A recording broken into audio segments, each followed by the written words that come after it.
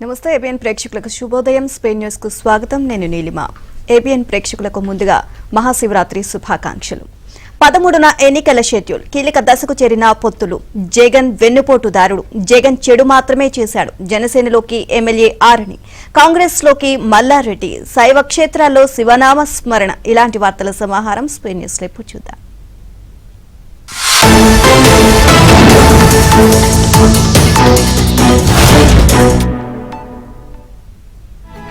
TDP Janasena BJP పొత్తు అంశం కీలక దశకు చేరుకుంది. పొత్తులో భాగంగా బీజేపీకి ఎన్ని స్థానాలు ఇవ్వాలి అనే అంశంపై ఢిల్లీలో సుదీర్ఘ చర్చలు జరిగాయి. బీజేపీ అగ్రనేత కేంద్ర హోంమంత్రి అమిత్ షా ఆహ్వానం మేరకు టీడీపీ అధ్యక్షుడు చంద్రబాబు ఢిల్లీకి చేరుకున్నారు. తర్వాత జనసేన అధిపతి పవన్ కళ్యాణ్ ఢిల్లీకి వచ్చారు. ఇద్దరూ కలిసి అమిత్ షాతో భేటీ అయ్యారు. బీజేపీ జాతీయ అధ్యక్షుడు జేపీ నడ్డా కూడా ఈ చర్చలో పాల్గొన్నారు. గంటన్నర పాటు ఈ భేటీ కొనసాగింది. వీలైనన్ని ఎక్కువ లోక్సభ స్థానాలు బీజేపీకి కేటాయించాలని అమిత్ షా, నడ్డా కోరారు. వాటిని గెలిపించుకునేందుకు గట్టిగా కృషి చేద్దామని అన్నారు. 8 నుంచి 10 లోక్సభ స్థానాలు తమకు కేటాయించాలని బీజేపీ పెద్దలు కోరినట్లు తెలుస్తోంది. ఇక మిత్రపక్షం నుంచి సాధ్యమైనన్ని ఎక్కువ సీట్లు అడుగుతున్నాం అని బీజేపీ నేతలు చెప్పినట్లు తెలిసింది. బీజేపీ ఆశిస్తున్నన్ని స్థానాలు కాకుండా బీజేపీ 4 లోక్సభ 6 అసెంబ్లీ స్థానాల్లో గెలిచే అవకాశాలు ఖచ్చితంగా ఉన్నాయని చంద్రబాబు, పవన్ పేర్కొన్నట్లు సమాచారం. ఇక తర్వాత ఒక రాజ్యసభ స్థానాన్ని కేటాయించవచ్చు అని చెప్పినట్లు తెలిపింది. గెలవలేని సీట్లు తీసుకుంటే వైసీపీకి ప్రయోజనం కలుగుతుందని అభిప్రాయపడినట్లు సమాచారం. అమిత్ షాను కలిసే ముందు పార్టీ నేతలు రామ్మోహన్ నాయుడు, కనకమేడల రవీంద్ర కుమార్, రఘురామకృష్ణంరాజు, వేమిరెడ్డి ప్రభాకర్ రెడ్డి, లావు శ్రీకృష్ణదేవరాయలు, చంద్రబాబు చర్చలు జరిపారు. టీడీపీ జాతీయ ప్రధాన కార్యదర్శి నారా లోకేష్ శంకరావ యాత్ర మళ్లీ ప్రారంభమైంది. తొలి దశలో ఉత్తరాంధ్రలో పర్యటించారు. రెండవ విడత యాత్ర రాయలసీమ నుంచి ప్రారంభించారు. రోజు 3 నియోజకవర్గాల్లో పర్యటిస్తూ కార్యకర్తలు జోష్ నింపుతున్నారు. వచ్చే ఎన్నికల్లో టీడీపీ, జనసేన గెలిపే లక్ష్యంగా క్యాడర్ను సిద్ధం చేస్తున్నారు. నియోజకవర్గాల్లో వైసీపీ ప్రభుత్వ వైఫల్యాలను ఎండగడుతూ లోకేష్ ముందుకు సాగుతున్నారు. తాజాగా అనంతపురం జిల్లాలో 3 నియోజకవర్గాల్లో నారా లోకేష్ పర్యటించారు. వైసీపీ నేతలపై లోకేష్ విరుచుకుపడ్డారు. టీడీపీకి కార్యకర్తలే బలం అన్నారు. నాయకులు పార్టీ మారి వెళ్లినా కార్యకర్తలు అండగా నిలబడ్డారు అని కొనియాడారు. హిందూపురంలో జై బాలయ్య అంటూ స్లోగన్స్ ఇస్తూ కార్యకర్తలను ఉత్తేజపరిచారు. కష్టాన్ని నమ్ముకున్న వాళ్లు అనంతపురం ప్రజలు అని కొనియాడారు. వివేక హత్య కేసు నిందితులెవరో సీఎం జగన్ చెప్పాలి అని నారా లోకేష్ డిమాండ్ చేశారు. సీఎం జగన్ ను సొంత చెల్లెలు నమ్మడం లేదు అన్నారు. వివేక హత్య కేసు వ్యవహారంలో నిందితులను సీఎం జగన్ కాపాడుతున్నారని జగన్ మరో చెల్లెలు సునీతారెడ్డి చెప్పారని గుర్తు చేశారు. టీడీపీ అధికారంలోకి వచ్చిన వెంటనే సునీతకు న్యాయం చేస్తామని నారా లోకేష్ హామీ ఇచ్చారు. వివేక హత్య కేసును పూర్తి స్థాయిలో విచారణ చేస్తామని అన్నారు. రాష్ట్రంలో అక్కా చెల్లెళ్లకు అండగా ఉంటామని చెబుతున్న జగన్ సొంత చెల్లి షర్మిల నమ్మే స్థితిలో లేదు అన్నారు. టీడీపీకి కంచుకోట అంటే గుర్తుకు వచ్చే మొదటి నియోజకవర్గం హిందూపూర్ అన్నారు. తమ కుటుంబాన్ని ఆశీర్వదించి దీవించింది హిందూపూర్ నియోజకవర్గం అని గుర్తు చేశారు. నాడు ఎన్టీఆర్ ని ఎమ్మెల్యేగా గెలిపించి ఏపీకి ముఖ్యమంత్రిగా పంపించిన ఘనత హిందూపూర్ నియోజకవర్గానికే దక్కింది అన్నారు. తన మావయ్య హరికృష్ణను, నందమూరి బాలకృష్ణను 2 సార్లు శాసనసభకు పంపించిన ఘనత ఈ హిందూపూర్ది అన్నారు. టీడీపీ హయాంలో హిందూపూర్ను పెద్ద ఎత్తున అభివృద్ధి చేశామన్నారు. లోక్సభ ఎన్నికలకు ముహూర్తం కుదిరింది అనే ప్రచారం ఊపందుకుంది. ఎన్నికల షెడ్యూల్ ఈ నెల 13న వెలువడే అవకాశం ఉంది. ఎన్నికల షెడ్యూల్ పై తెలంగాణ రాష్ట్ర ప్రభుత్వానికి సంకేతాలు అందినట్లు తెలుస్తోంది. అందువల్లే అధికారులు ఉరుకులు పరుగులు తీస్తున్నారు. కలెక్టర్లు క్రియాశీలకంగా మారి మిగిలిపోయిన పనులు, శంకుస్థాపనలు, భవనాల ప్రారంభోత్సవాలను వెంటనే చేపట్టాలి అంటూ క్షేత్రస్థాయి అధికారులను ఆదేశిస్తున్నారు. పనులు వేగంగా జరగడానికి సిబ్బంది సెలవులను సైతం రద్దు చేస్తున్నారు. వాస్తవానికి 2019లో షెడ్యూల్ మార్చి 10న వెలువడింది. అదే నెల 18న నోటిఫికేషన్ ఇచ్చారు. ఏప్రిల్ 11న తొలి దశ పోలింగ్ జరిగింది. ఈ దశలోనే తెలంగాణలోని లోక్సభ, ఏపీలోని లోక్సభ, అసెంబ్లీ స్థానాలకు పోలింగ్ జరిగింది. ఈసారి షెడ్యూల్ ఈ నెల 13న వస్తోంది అని కొన్ని రోజుల కిందట ప్రచారం జరిగింది. ఇప్పుడు దానిని బలపరిచేలా వార్తలు వస్తున్నాయి. ఎన్నికల షెడ్యూల్ ప్రచారంతో తెలంగాణలో రాజకీయ కాక రాజుకుంది. మరోవైపు ప్రధాని మోదీ కొద్ది రోజుల నుంచి దేశవ్యాప్తంగా విస్తృతంగా పర్యటిస్తున్నారు. ఇప్పటికే పలు రాష్ట్రాల్లో సభలు నిర్వహించారు. ఈ సభలు 13వ తేదీన ముగిసే అవకాశం ఉంది. ఇక అదే రోజు సాయంత్రం లేదంటే మరుసటి రోజు షెడ్యూల్ వచ్చే అవకాశం ఉందని పెద్ద ఎత్తున ప్రచారం జరుగుతోంది. ఏపీపీసీసీ అధ్యక్షురాలు వైఎస్ షర్మిల అనుచిత వ్యాఖ్యలు చేశారు. సీఎం జగన్, షర్మిల ఒకే ఇంటి సభ్యులైనప్పటికీ కుటుంబ సభ్యులే తనకు వెన్నుపోటు పొడిచారు అని షర్మిల కంటతడి పెట్టారు. ఏపీకి ప్రత్యేక హోదా లేకపోవడంపై ఆమె ఆవేదన వ్యక్తం చేశారు. హోదా విషయంలో తల్లిలాంటి ఏపీకి జగన్ వెన్నుపోటు పొడిచారు అని ధ్వజమెత్తారు. ప్రత్యేక హోదా అనేది ఎన్నికల అంశం కానే కాదు అన్నారు. 10 ఏళ్ల పాటు ఏపీకి ప్రత్యేక హోదా ఇస్తామని కాంగ్రెస్ డిక్లరేషన్ చేసింది అన్నారు. రాష్ట్రానికి ప్రత్యేక హోదా ఊపిరి లాంటిదే అని పేర్కొన్నారు. దాన్ని సాధించేందుకు అంతా పోరాడాలి అని షర్మిల పిలుపునిచ్చారు. టీడీపీ అధినేత చంద్రబాబు సతీమణి నారా భువనేశ్వరి కీలక వ్యాఖ్యలు చేశారు. జగన్ తన పరిపాలనలో చెడును మాత్రమే చేశాడు అని ధ్వజమెత్తారు. ప్రజలకు చెడుని నేర్పాడు అని వ్యాఖ్యానించారు. తల్లిని చెల్లిని తరిమేసిన అతను తెలుగు తల్లిని తరిమేస్తాడు లేదా అమ్మేస్తాడు అని హెచ్చరించారు. కర్నూలు జిల్లాలో టీడీపీ అధినేత చంద్రబాబు సతీమణి నారా భువనేశ్వరి పర్యటించారు. నిజం గెలవాలి కార్యక్రమంలో భాగంగా పత్తికొండ, ఆలూరు నియోజకవర్గాల్లో పర్యటించారు. చంద్రబాబు అక్రమంగా అరెస్టు అయ్యారు అనే మనస్తాపంతో మృతి చెందిన కార్యకర్తల కుటుంబాలను నారా భువనేశ్వరి పర్యటించారు. తగ్గలిగ్ మండలం మిట్టతండాలో మృతి చెందిన మాజీ ఎంపీటీసీ రమావత్ లక్ష్మీబాయి, కడమకుంట్లలో వడ్డే చిన్నరాయుడు, అలాగే కృష్ణగిరి మండలం ఎర్రగుడిలో పింజరి సుభాన్ కుటుంబాలను పరామర్శించారు. ఒక్కో కుటుంబానికి 3 లక్షల ఆర్థిక సాయాన్ని అందించారు. కార్యకర్తల కుటుంబాలను అన్ని విధాలుగా ఆదుకుంటామని హామీ ఇచ్చారు. ఇక చంద్రబాబు ఏ తప్పు చేయకుండానే ప్రభుత్వం అక్రమంగా అరెస్టు చేసింది అని భువనేశ్వరి ఆవేదన వ్యక్తం చేశారు. 53 రోజుల పాటు నిర్బంధించి సీఎం జగన్ సునకానందం పొందారు అని ఫైర్ అయ్యారు. వచ్చే ఎన్నికల్లో అందరూ టీడీపీకి ఓటు వేయాలని పిలుపునిచ్చారు. వైసీపీ ప్రభుత్వాన్ని గద్దె దించాలి అని కోరారు. కాంగ్రెస్ పార్టీ కీలక నిర్ణయం తీసుకున్నట్లు తెలుస్తోంది. ఎన్నికలు సమీపిస్తున్న నేపథ్యంలో అభ్యర్థుల ఎంపికకు కసరత్తు చేపట్టింది. తెలంగాణలో 17 లోక్సభ నియోజకవర్గాలు ఉండగా 9 స్థానాలపై కాంగ్రెస్ అభ్యర్థులు ఖరారు చేసినట్లు తెలుస్తోంది. కాంగ్రెస్ తొలి జాబితా ఇవాళ విడుదలయ్యే అవకాశం ఉంది. ఇక మహబూబ్ నగర్ నుంచి చల్లా వంశీచంద్ రెడ్డి, చేవేళ్ల నుంచి పట్నం సునీత మహేందర్ రెడ్డి, సికింద్రాబాద్ నుంచి బొంతు రామ్మోహన్, జహీరాబాద్ నుంచి సురేష్ షెట్కార్ పేర్లను ఖరారు చేసినట్లు తెలుస్తోంది. నిజామాబాద్ నుంచి ఎమ్మెల్సీ జీవన్ రెడ్డి, పెద్దపల్లి నుంచి గడ్డం వంశీకృష్ణ, మల్కాజ్గిరి నుంచి చంద్రశేఖర్ రెడ్డి, మెదక్ నుంచి నీలం మధు పోటీ చేసే అవకాశం ఉంది. ఇక నల్లగొండ నుంచి జానారెడ్డి కుమారుడు రఘువీర్ రెడ్డిని అభ్యర్థిగా నిర్ణయించినట్లు సమాచారం. మహబూబాబాద్ నుంచి మాజీ మంత్రి బలరాం నాయక్ వైపే అధిష్టానం మొగ్గు చూపినట్లు తెలుస్తుంది. ఏఐసీసీ కేంద్ర కార్యాలయంలో కాంగ్రెస్ కేంద్ర ఎన్నికల కమిటీ సమావేశమైంది. కాంగ్రెస్ చీఫ్ మల్లికార్జున ఖర్గే అధ్యక్షతన జరిగిన ఈ భేటీలో పార్టీ అగ్రనేత సోనియా గాంధీ, పార్టీ ప్రధాన కార్యదర్శి కేసీ వేణుగోపాల్, ముఖ్య నేతలు జయరాం రమేష్, ఉత్తమ్ కుమార్ రెడ్డి, అదీబ్ రంజన్ చౌదరి, అంబికా సోని, ముఖల్ వాస్నిక్, టీఎస్ సింగ్ దేవత్ తో పాటు సిఈసి సభ్యులు పాల్గొన్నారు. తెలంగాణతో సహా 10 రాష్ట్రాలకు సంబంధించిన అభ్యర్థులను నిర్ణయించేందుకు ఆయా రాష్ట్రాల నేతలతో కమిటీ విడివిడిగా సమావేశమైంది. ఎన్నికలు సమీపిస్తుండటంతో ఏపీలో అధికార వైసీపీ నేతలు అడ్డదారులు తొక్కుతున్నారు. వాలంటీర్లు ప్రతి ఇంటికి వెళ్లి రహస్య సర్వే చేయాలని ఇప్పటికే వైసీపీ సర్కార్ ఆదేశాలు జారీ చేసింది. పశ్చిమ గోదావరి జిల్లా ఆకివీడులో వాలంటీర్లు సర్వే చేస్తున్న వీడియోలు వైరల్ గా మారాయి.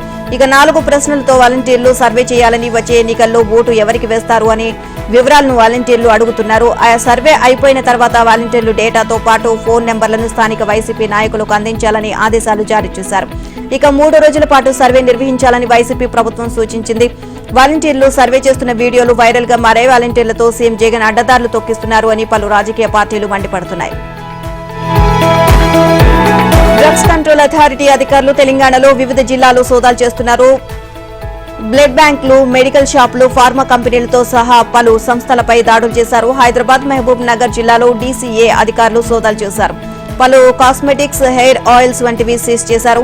హైదరాబాద్ లోని జియాగూడలో అనైతికంగా అక్రమంగా తయారు చేస్తున్న కాస్మెటిక్స్ స్థావరాలపై రైడ్స్ చేశారు. నాగ్రిస్ హెర్బ్స్ అనే సంస్థ లైసెన్స్ లేకుండా Pakeezah gold mehndi cone, Pakeezah art henna, Pakeezah fast art henna, instant cone, Pakeezah purified వంటివి తయారు చేస్తున్నట్లు గుర్తించారు. వివిధ బ్రాండ్ల పేరుతో మెహందీ కోన్స్, హెన్నా పౌడర్ను ఉత్పత్తి చేస్తుంది అని సమాచారం రావడంతో అధికారులు తనిఖీలు చేశారు. కంపెనీకు లైసెన్స్ లేదని అధికారులు గుర్తించి హెన్నా పౌడర్ ను సీజ్ చేశారు. ఇక మరోవైపు మహబూబ్ నగర్ జిల్లాలో కూడా డీసీఏ అధికారులు రైడ్ చేశారు. జాడీ బూటీ నరిషింగ్ హెయిర్ ఆయిల్ ను తనిఖీ చేశారు. జడ్చెలలో బెలాకేర్ సిరప్లను సీజ్ చేశారు. దేశంలో పసిడి ధర పరుగులు తీస్తుంది. బంగారం ధర మళ్లీ పెరిగింది. అంతర్జాతీయ మార్కెట్లో పసిడి ధరకు రెక్కలు వచ్చిన నేపథ్యంలో దేశీయంగా పసిడి ధర రికార్డు స్థాయికి చేరింది. ప్రస్తుతం 10 గ్రాముల మేలిమి బంగారం ధర దేశీయ విపణిలో 67,000 మార్కును దాటింది. బులియన్ విపణిలో 67,200 వద్ద ట్రేడ్ అవుతోంది. ఇక వెండి కిలో ధర 74,900 వద్ద కొనసాగుతుంది. అంతర్జాతీయ మార్కెట్లో ఔన్స్ బంగారం ధర $2,152 వద్ద ట్రేడ్ అవుతుంది. వెండి ఔన్స్ $24.10 వద్ద కొనసాగుతోంది. అమెరికాలో వడ్డీ రేట్లు ఈ ఏడాది తగ్గిస్తామని federal reserve chairman Jerome Powell చేసిన వ్యాఖ్యలు బంగారం ధరలు పెరగడానికి కారణమని అనలిస్టులు చెబుతున్నారు. ఇక వచ్చే వారం ఫిబ్రవరి నెలకు గాను వెలువడే America consumer price index data బంగారం ధరలు గమనాన్ని నిర్దేశించవచ్చు అని భావిస్తున్నారు. తరచూ వార్తల్లోకి ఎక్కే ప్రజాశాంతి పార్టీ అధ్యక్షుడు కేఏ పాల్ మరోసారి హల్చల్ చేశారు. ఎన్నికల మార్గదర్శకాలపై రాజకీయ పార్టీలతో నిర్వహించిన సమావేశానికి తనను ఆహ్వానించలేదు అని మండిపడ్డారు. సచివాలయం వద్ద హల్చల్ చేశారు. తొలుత సచివాలయం ప్రధాన గేటు వద్ద ఆయన్ను భద్రతా సిబ్బంది అడ్డుకున్నారు. వాగ్వాదానికి దిగడంతో అనుమతించారు. CEO Mukesh Kumar Meena video conference లో ఉన్నారని, ఇప్పుడు కలవలేరు అని సిబ్బంది పాల్ కు తెలియజేశారు. కేఏ పాల్ ఆయన 5వ బ్లాక్ మెట్ల వద్దే కూర్చొని నిరసన వ్యక్తం చేశారు. రాజకీయ పార్టీలతో నిర్వహించిన సమావేశానికి తనను ఎందుకు ఆహ్వానించలేదు అని ఆయన ప్రశ్నించారు. సీఈఓ కార్యాలయం వద్ద నిరసన తెలిపేందుకు వీల్లేదు అని భద్రతా సిబ్బంది ఆయన్ను బయటకు తరలించారు. బీఆర్ఎస్ కార్యనిర్వాహక అధ్యక్షుడు మాజీ మంత్రి కేటీఆర్ కీలక వ్యాఖ్యలు చేశారు. సీఎం రేవంత్ రెడ్డి పక్కనే మానవ బాంబులు ఉన్నాయని హెచ్చరించారు. కరీంనగర్ అంటేనే కేసీఆర్ కు సెంటిమెంటు అని వివరించారు. కరీంనగర్ నుంచే కేసీఆర్ ఎన్నో పోరాటాలకు శ్రీకారం చుట్టారు అని కేటీఆర్ తెలియజేశారు. ఆనాడు ఆంధ్ర పాలకులకు వ్యతిరేకంగా ఇక్కడి నుంచే జంగ్ సైరన్ మోగించారు అని గుర్తు చేశారు. ఇప్పుడు అబద్దాల సీఎం రేవంత్ రెడ్డి పాలనకు వ్యతిరేకంగా పోరాటం చేయాల్సిన అవసరం ఏర్పడింది అన్నారు. కరీంనగర్ కథన భేరీ సన్నాహక సమావేశంలో కేటీఆర్ మాట్లాడారు. పాలమూరు సభలో సీఎం రేవంత్ వాడిన భాష తనకు అర్థం కాలేదు అని కేటీఆర్ వివరించారు. గొంతు కోస్తా మానవ బాంబై పేలుతా అని రేవంత్ పేర్కొనడం హాస్యాస్పదమని అన్నారు. ఆయన పక్కనే మానవ బాంబులు ఉన్నాయని, అవే ఆయన్ని కూల్చేస్తాయి అని హెచ్చరించారు. ఇక సీఎం రేవంత్ ను ఖమ్మం నల్గొండ బాంబులు ఏదైనా చేయొచ్చు అన్నారు. బీఆర్ఎస్ నుంచి ఆయనకు ఎలాంటి ప్రమాదం ఉండదు అని భరోసా ఇచ్చారు. సీఎంగా రేవంత్ 5 ఏళ్లు నిక్షేపంగా ఉండాలి అని సూచించారు.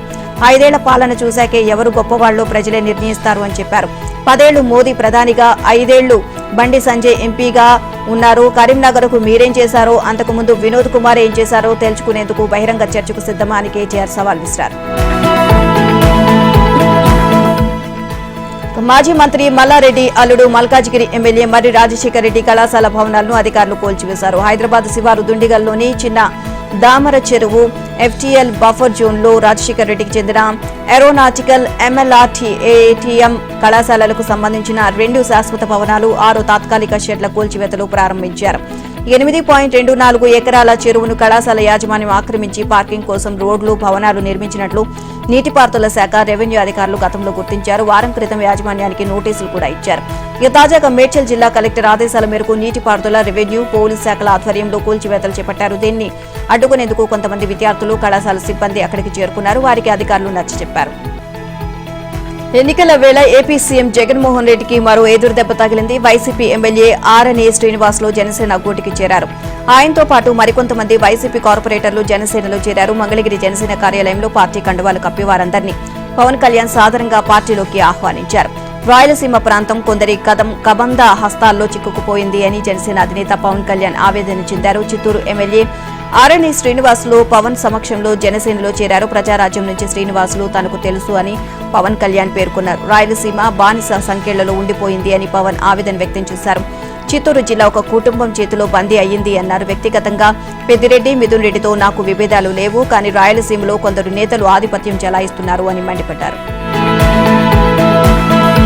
టీడీపీ రాష్ట్ర అధ్యక్షుడు అచ్చెన్నాయుడు కీలక ప్రకటన చేశారు. అమరావతిలోని టీడీపీ కేంద్ర కార్యాలయంలో జనసేన పీఏసీ చైర్మన్ నాదెండ్ల మనోహర్ తో కలిసి ఆయన మీడియాతో మాట్లాడారు.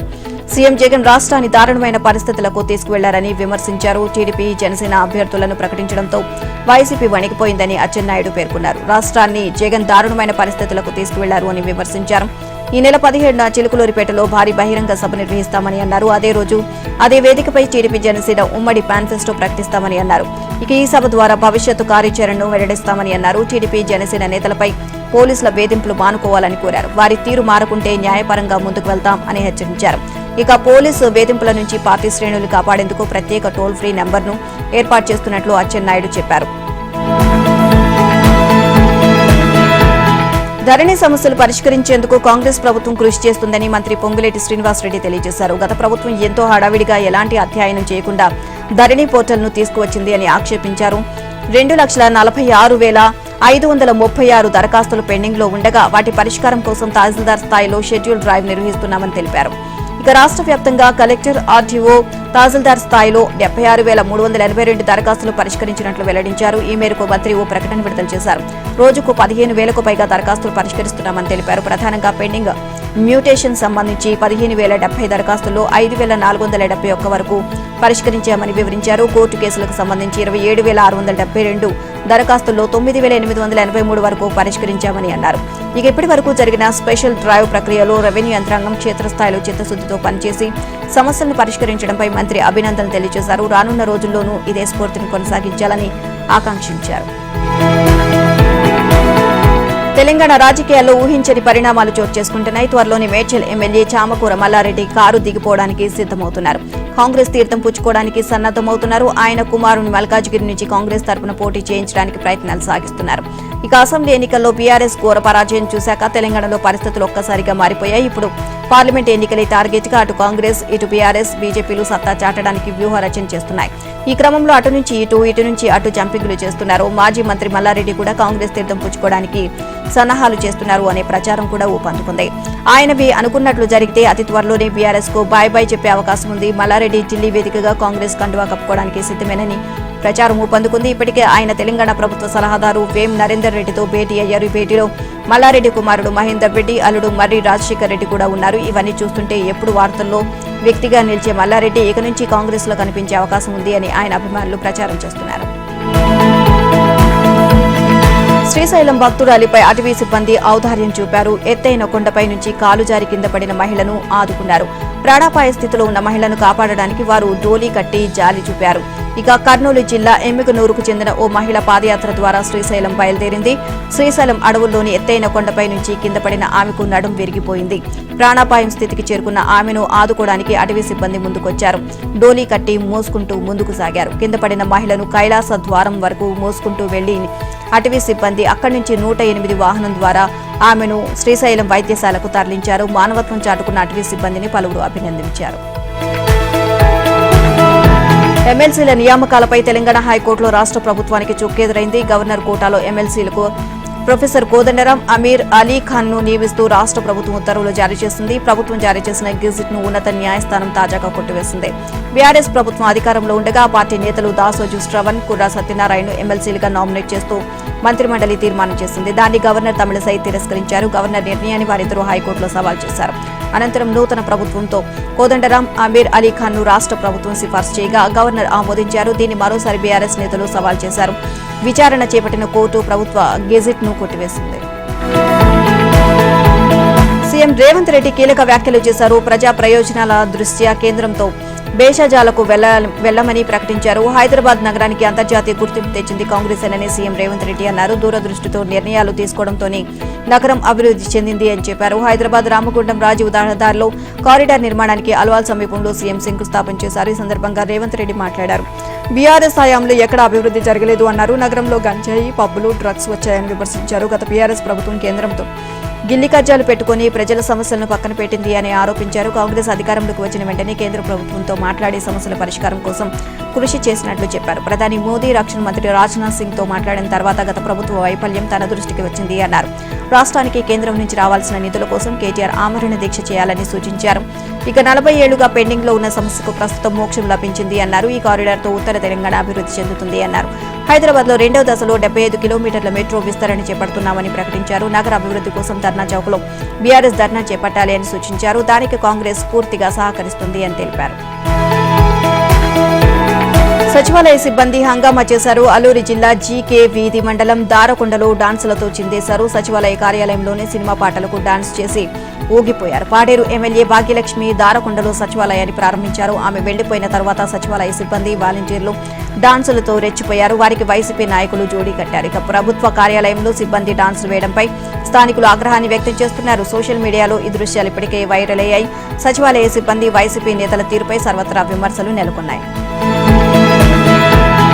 మేడిగడ్డను కేంద్ర బృందం పరిశీలించింది. కాళేశ్వరం ప్రాజెక్టు కింది నిర్మించిన 3 బ్యారేజీలపై ఆరా తీసింది. నేషనల్ డ్యామ్ సేఫ్టీ అథారిటీ నిపుణుల బృందం మేడిగడ్డ బ్యారేజీ వద్దకు వెళ్లింది. చంద్రశేఖర్ అయ్యర్ నేతృత్వంలోని 5 సభ్యుల బృందం మొదటగా ఎల్ఎన్టీ గెస్ట్ హౌస్ లో అధికారులతో భేటీ అయ్యారు. ఆ తర్వాత బ్యారేజీ వద్ద 7వ బ్లాక్ లో కుంగిపోయిన ప్రాంతం, దిగువ భాగంలో ఏర్పడైన పగుళ్లను క్షుణ్ణంగా పరిశీలించింది. గేట్ల సామర్థ్యం, కుంగుబాటుకు కారణాలపై ఈ కమిటీ పూర్తిగా అధ్యయనం చేస్తామని ప్రకటించింది. పూర్తిస్థాయి నివేదిక సమర్పించాలని కమిటీ రాష్ట్ర ప్రభుత్వం 4 నెలలు గడువు విధించింది. కేంద్ర ప్రభుత్వ ఉద్యోగులకు ప్రధాని మోదీ సర్కార్ శుభవార్త చెప్పింది. డిఏను 4% మేర పెంచినట్లు ప్రకటించింది. జనవరి 1, 2024 నుంచి ఇది అమల్లోకి వస్తుంది అని వెల్లడించింది. ఉజ్వల పథకం కింద వంట గ్యాస్ సిలిండర్పై ఇస్తున్న రాయితీ గడువును పొడిగించింది. ఒక్కో సిలిండర్పై ప్రస్తుతం 300 సబ్సిడీని కేంద్రం అందిస్తున్నట్లు ప్రకటించింది. ఏప్రిల్ 1 నుంచి ప్రారంభమయ్యే ఆర్థిక సంవత్సరానికి ఈ రాయితీని వర్తింపజేస్తామని తెలియజేసింది.